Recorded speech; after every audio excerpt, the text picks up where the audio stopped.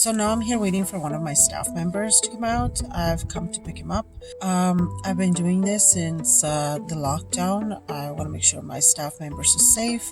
So just before he comes in, I'm going to put on my trusty mask. Buenos días, amor. ¿Cómo amaneciste? A lady came in. She asked me if I knew where there was a food bank, and I looked on Google Maps. Many of them had been closed. 14 had closed because of the pandemic. So I'm thinking, where are the people going to go?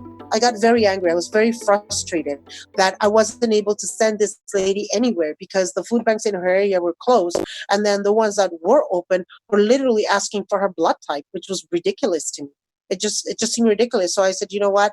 I'm just going to go. And I went and I bought groceries. I made the grocery bag. And we do this again 125 times. I think that the stigma associated with food banks is wrong. I think that where food banks ask you to prove that, sometimes you have to prove that you're on OW or you're on ODSP or you're receiving some type of aid from the government. There are a lot of people who are 2 shifts or 3 shifts that are employed but are not capable of buying groceries. Basically, that is my day in a nutshell.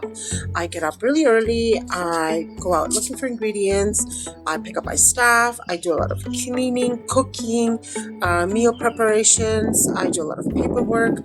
I make sure that my staff and my customers stay safe. So it's not just about looking pretty. There's also a lot of heavy lifting involved. I did it myself from the earnings that I got from my restaurant and from the savings that I had aside for the second restaurant that I was going to open.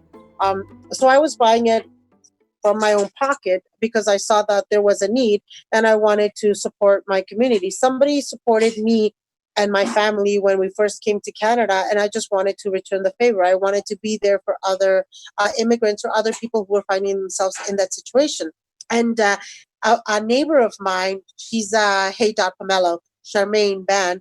So then she convinced me to start a GoFundMe account.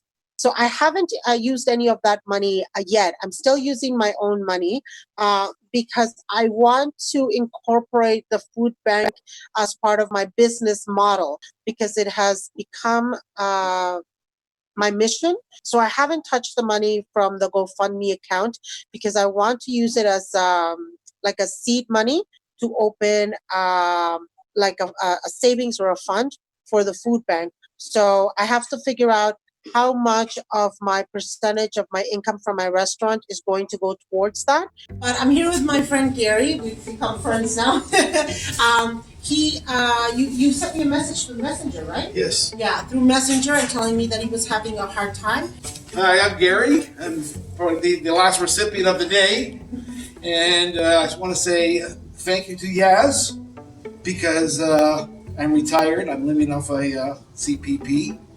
My wife lost her job because of the pandemic, and my daughter's in university, and just everything came crashing down at once, like with everybody else. Going to the food banks, and there's some stuff there, but not enough to keep us going. And when I saw Yaz's post on Facebook, I said, "What do I got to lose?" And she responded, "And to you, Yaz, and to your family, and to your business. Thank you very much." Thank you. It means a lot. Now we know what we mean for human beings, to appreciate human beings.